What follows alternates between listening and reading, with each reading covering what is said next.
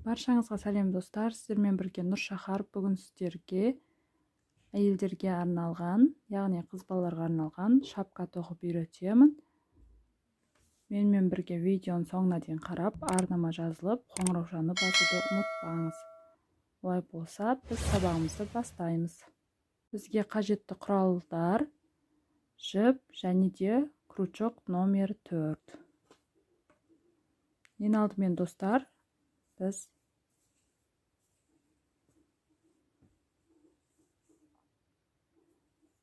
ілмек жасап аламыз.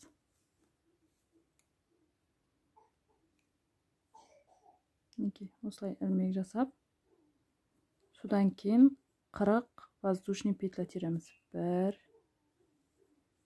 2,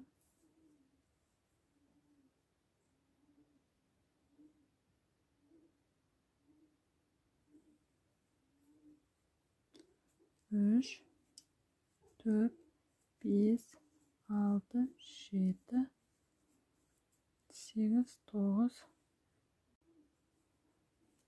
9, 10, 11, 12, 13, 14, 15, 16, 17, 18, 19, 20, 21, 22, 23, 24, 25, 26, 27, 28, 29, 30, 31, 32, 33, 34, 35, 36, 37, 38, 39, 40.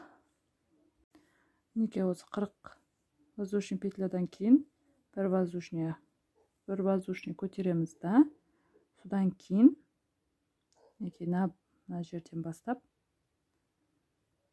бірден бастап столбик без накид тоқимыз.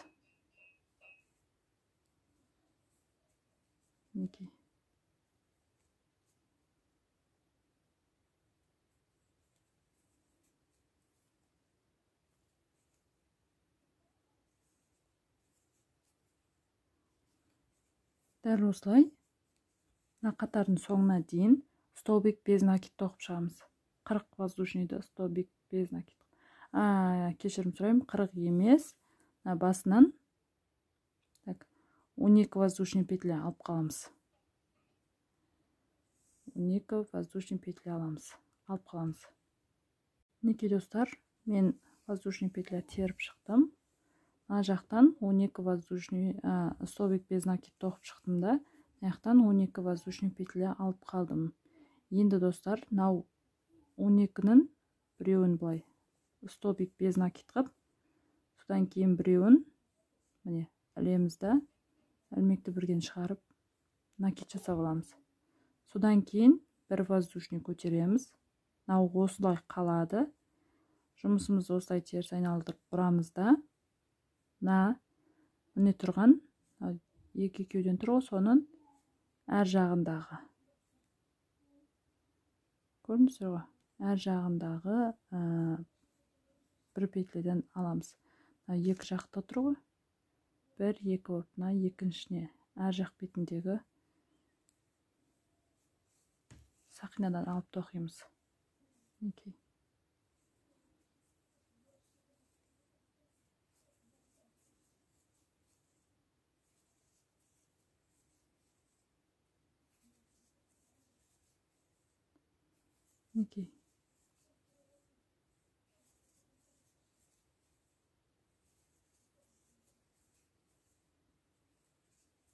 Дәл осылай осы қатардың соңына дейін тоқимыз. Аяққа дейін тоқимыз осы жерге. Мінекей достар, мен соңына келдім. Соңына келгенде ең соңғысын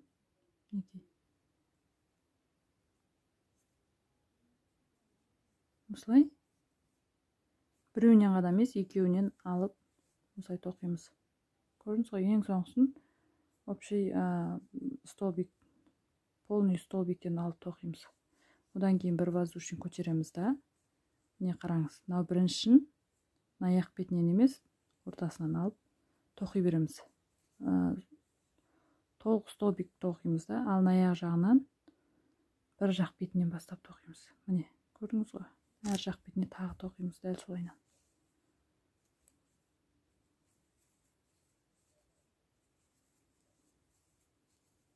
Дәл жаңағыдай еш өзгеріссіз осы қатарды да мына жерге дейін тоқимыз.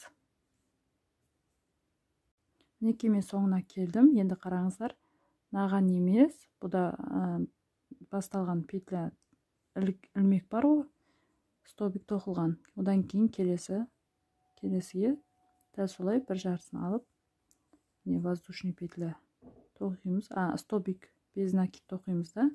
Содан кейін мына келесіне просто так накид жасаймыз, міне ілмек шығарып ше. Содан кейін бір воздушный тоқимыз, содан кейін жұмысымызды айналдырамыз. Содан кейін мына бастан келесі көзден бастап осылай бір жақ бетінен столбик без накид тоқи береміз. Мінекей.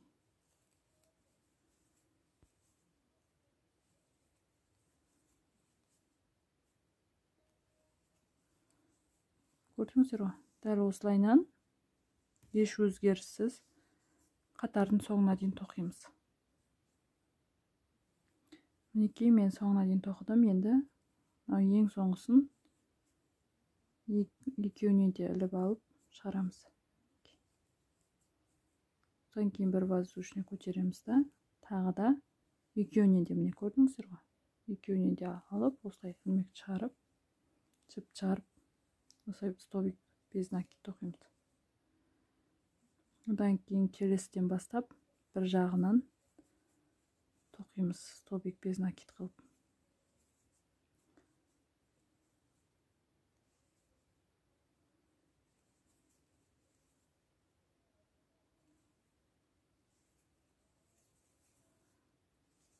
Мінекей, мына басы біздің, қараңыз, біз қалпақты ұзынан тоқып жатырмыз.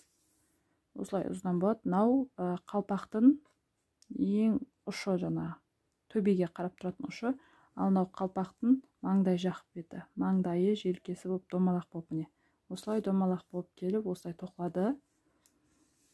Енді достар, қараңыздар, дәл осылай еш өзгеріссіз осы қатарды да тоқимыз да, мына жерге келгенде жаңағыдай мына келесі воздушный петляға мына жерге столбик без накид тоқимыз. Одан кейінге просто накид алып ілмек жасаймыз да, бір воздушный көтеріп, тағы да келесі қатарды осылай тоқып кетеміз. Айналдырып алып келіп, дәл осылай тоқимыз. Дәл солайынан алып келіп, міне мына біреу екеу тоқимыз. Бір қатар, я, қайтамыз екі қатар, 3-4 тоқимыз, бір қатар, қайтамыз екі қатар, 4-5 тоқимыз. Көрдіңіз ғой? 1, 2, 3, 4, 5, 6, мынау 5-6 тоқимыз. Одан кейін мынау соңында екеу қалады. Бұл екеуін де тоқимыз. Тоқимыз да, еш өзгеріссіз дәл осылай алып келіп, осы жерге тоқтатамыз. Сол кезде бізде, қараңыз, біз бір қатар тоқыдым, я?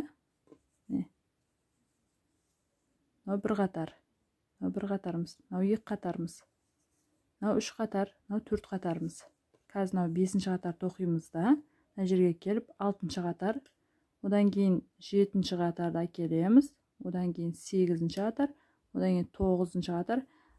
Мына жерге келгенде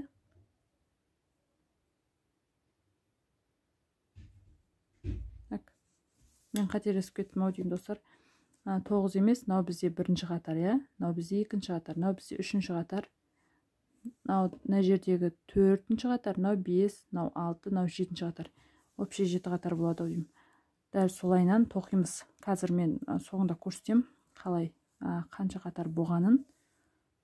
Сондықтан сіздер дәл еш өзгеріссіз мына екі қатар тоқығандай қылып, мына қатарлар тоқып шығамыз. Еш өзгеріссіз. Мінекей достар, мен осылай тоқып алдым, көрдіңіздер ғой? Екеуден қосып, осындай форм шығардым. Енді достар, қараңыздар, мына қатарды да дәл солай столбик без накидпен тоқимыз да, мына басындағы ең бірінші 12 воздушный петля бар ғой? дәл сондай қылып мына жақтан 12 столбик без накид қалдырамыз. Санап отырып қараңыз. Міне 1, 2, 3, 4, 5, 6, 7, 8, 9, 10, 11, 12. Осы жерге дейін столбик без накид тоқып аламыз. Мінекей достар, мен тоқып болдым. Қараңыздар, 1, 2, 3, 4, 5, 6, 7, 8, 9, 10, 11, 12. Дәл осылай 12 столбик без накидті алып қаламыз. Көрдіңіздер ғой? Енді қараңыздар. 12-ні алып қалдық. 12-нің біріншісіне столбик без накид тоқимын да, екіншісіне жай ғана накид шығарып, көрдіңіз ғой, накид шығарып алдым. Бір ілмек тоқыдым. Бір воздушный петля тоқыдым. Енді жұмысымызды айналдырамыз да, мынадан емес, мына келестен бастап, ар жағынан бір жақ бетінен тоқимыз.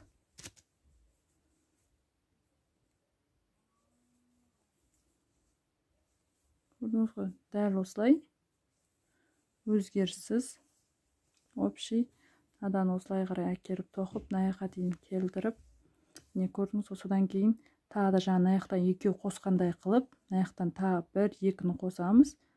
Осылай тоқимыз, тағы екеуін қосамыз, тағы екеу, сөйтіп мына қатарды да солайына толтырамыз. Біздегі форма қараңыз.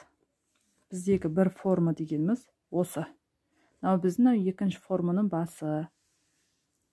Енді достар, кешіріңіздер, сіздерде дәл осындай форма, мысалы мынау бір форма ғой, дәл осындай енді 5 форма тоқимыз. Сонда бізде общий 6 форма болады.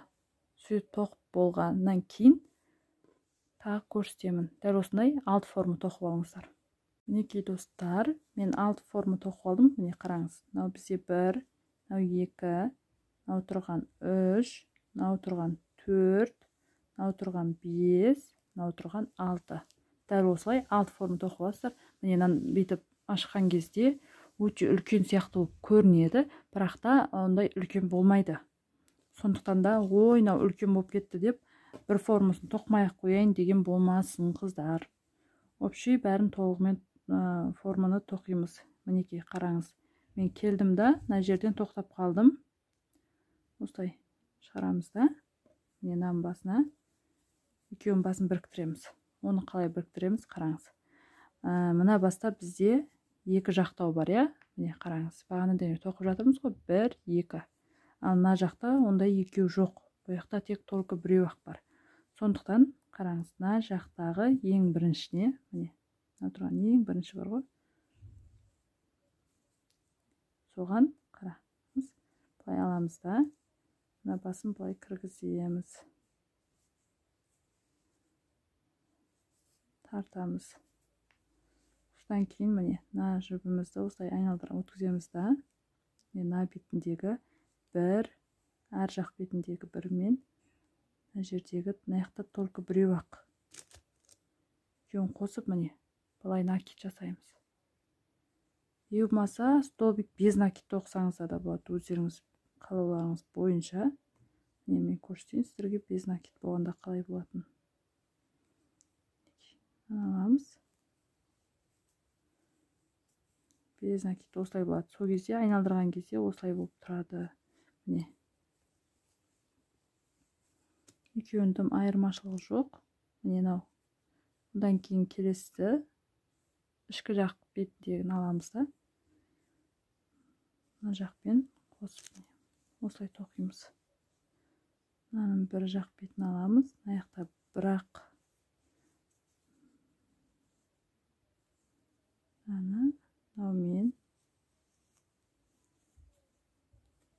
көрдіңіз ғой, сол есеп істегендей осылай болады.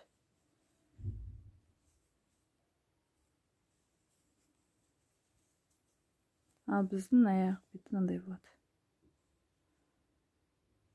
Көрдіңіздер ғой, дәл осылай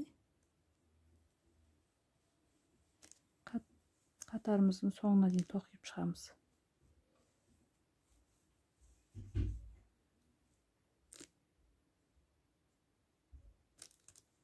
Мінекей.